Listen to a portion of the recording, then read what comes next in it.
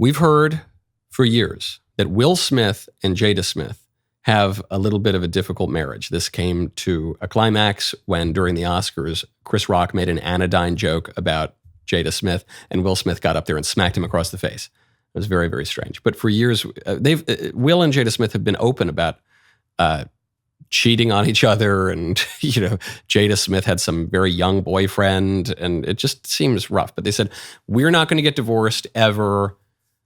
Bad Marriage for Life, which was a play on Bad Boys for Life. And well, now Jada Smith has revealed to the Today Show that she and Will have been separated for 7 years. Why did the relationship fracture?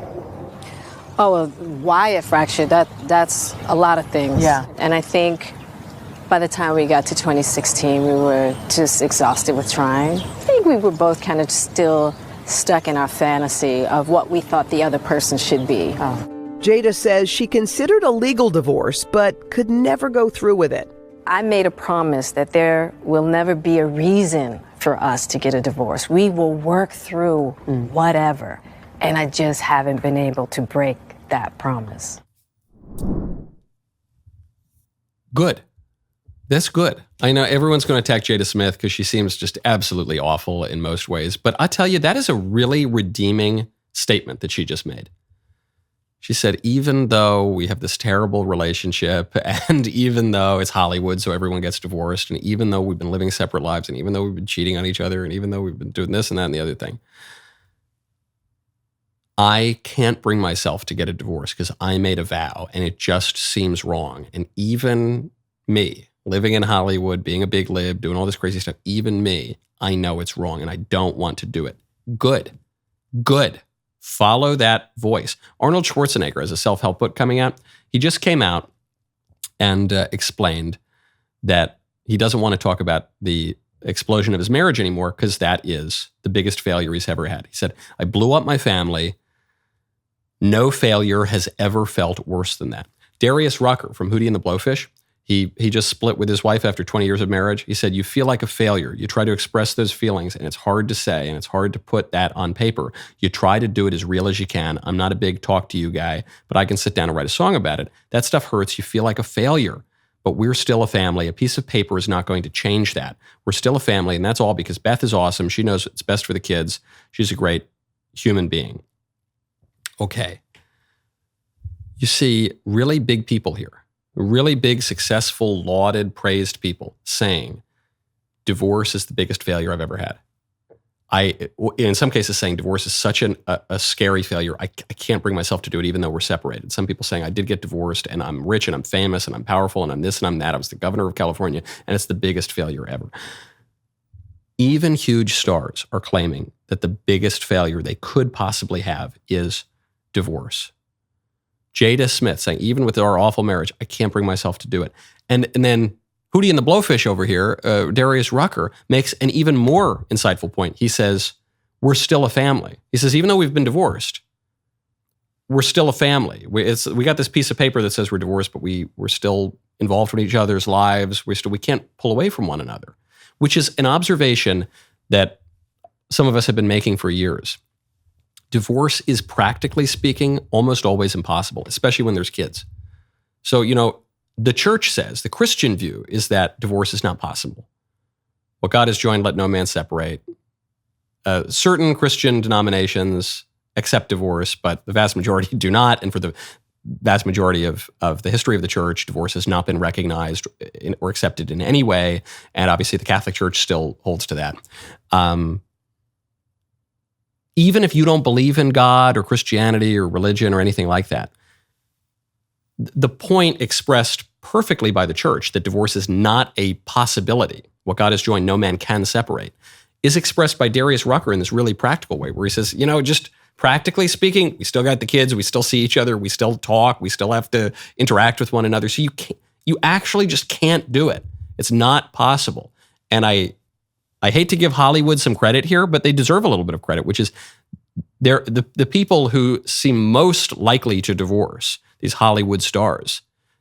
They're warning people about the reality of that. They're saying, don't fall into the same thing that I've fallen into. It's not pleasant. It's not even really possible. Right now, go to Genucel.com/KnowlesYT. Everyone here at the office loves the Genucel Dark Spot Corrector. You might be asking what this product even does. Well, if you've got sunspots, dark spots, discoloration, or dry skin, the Genucel Dark Spot Corrector will help those blemishes disappear in front of your very eyes. Kimberly from Youngstown, Ohio says, "My appearance has improved so much since using Genucel. I love all my Genucel products and my skin looks younger. Now it's your turn to feel like Kimberly. But hurry! This sale is ending very soon. Take advantage of Genucel's most popular package, which includes the beloved Dark Spot Corrector. This package also includes the Genucel Classic Under Eye Treatment. You will get all these products for almost 70% off. Genucel is so confident in their products that you can try them for yourself completely risk-free. If you don't see immediate results, you will get your money back. It's very simple. Go to Genucel.com/KnowlesYT. Start looking years, even decades younger tomorrow. Say goodbye to dark and liver spots, bags, and puffiness under the eyes. Crow's feet at Genucel.com/Knowles, letter Y, letter T. Genucel.com/KnowlesYT. Gwyneth Paltrow just revealed where she stores her Oscar, and I love it. And what a beautiful Academy Award. My doorstop. It works perfectly. I love it. And it's a sort of a tee-hee-hee, ha-ha, look, we're filming this little take on Gwyneth Paltrow's home.